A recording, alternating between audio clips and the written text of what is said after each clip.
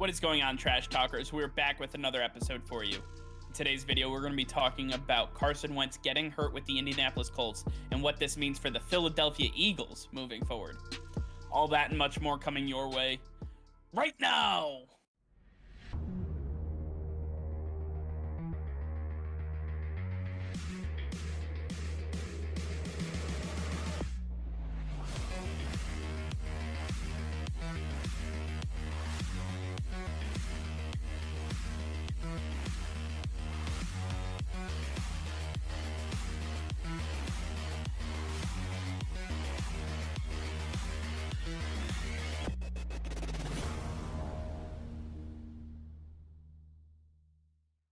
All right, Nick, we learned late last week that Carson Wentz was a no-go for the Indianapolis Colts.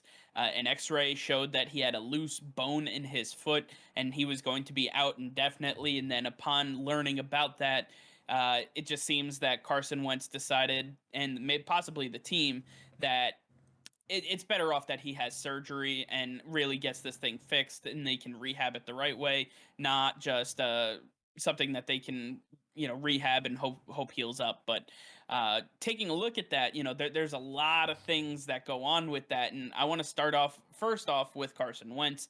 I hope that he gets healthy, but I want to take a look at what this means for him moving forward. He was brought into Indianapolis to be that quarterback after Philip Rivers left, and now he is in a situation where he's continuously getting hurt, and this was supposed to be the time where he could shed that mantra of not being an injury case, and he's really not proving us wrong there.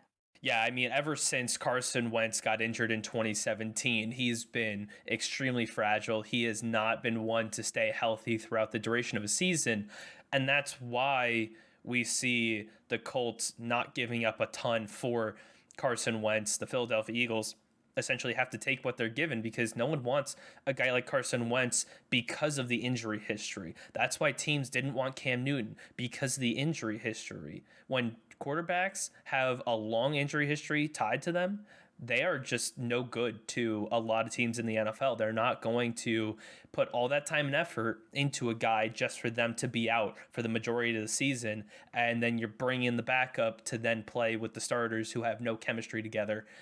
There's a big reason that doesn't happen. Carson Wentz just comes through once again and says, I'm not going to stay healthy. I'm not going to be the guy you can count on. You can't rely on me. And honestly, it's not to his own fault. It's just a nagging injury that's coming back, and this time it's a loose bone in his foot that has to get removed for him to be fully healthy, and there's no other way to get past this. But it's just an unfortunate circumstance. Carson Wentz is going to get through this, and the Colts are going to have their franchise quarterback, but I think for the time being, the Colts are in a very bad situation, and they've got a very tough schedule up front. It's going to be a very rough few weeks for the Colts at the start of this year's season. Yeah, absolutely. You talked about the start of their season, but let's talk more specifically about what they actually have. Starting with weeks 1 and 2, they host the Seattle Seahawks and then the Los Angeles Rams, and then from there they go on the road for 3 straight weeks, going to the Tennessee Titans, to the Miami Dolphins, and to the Baltimore Ravens. That is a very difficult schedule, and for Carson Wentz to be out for a significant duration during that time, possibly, I mean, we're looking at a possible 0-5 start for the Indianapolis Colts, and this does not bode well for the Colts. It doesn't bode well for the fans, and Chris Ballard, the GM, has got to be racking his brain like, what the hell do we do now? Yeah, that's only the first 5 weeks of the season, but we're saying that Carson Wentz might be out for the first 7 weeks of the season.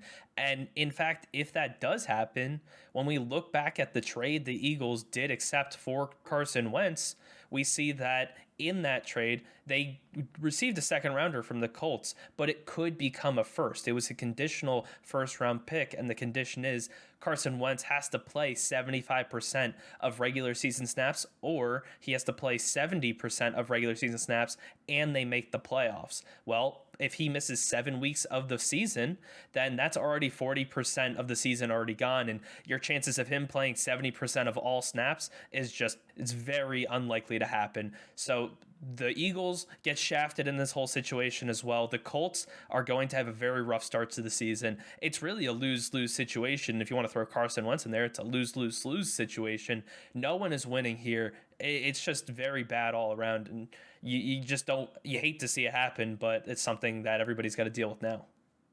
For sure. And, it's tough because this isn't something that anybody wanted, obviously. This is, nobody wanted Carson hurt. Carson didn't want to be hurt. And the Eagles were really hoping that he could stay healthy for the first time in 4 years.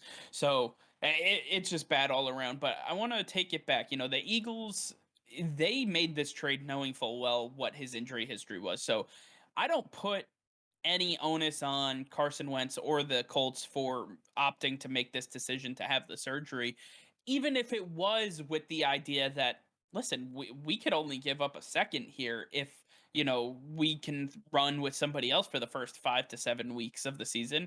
And then you can come in and hopefully we can make a playoff run from there. But at least you're going to be healthy moving forward through the duration of the rest of your contract. Now, the Eagles only get a second round pick. The Colts remain with their first round pick. If they don't make the playoffs, it's a top 18 draft pick next year. So I mean there is some viability here for the Colts to have some sort of a win, but I think all around the Colts are just in a bad spot. The Eagles are in a bad spot, and everybody's just shaking their head saying, "What the hell do we do now?" All right, well, that's going to do it for now. Thank you all for watching. Be sure to like this video and subscribe to the channel if you haven't already. Hit that notification bell. We go live every single day. That'll be all. Peace and love.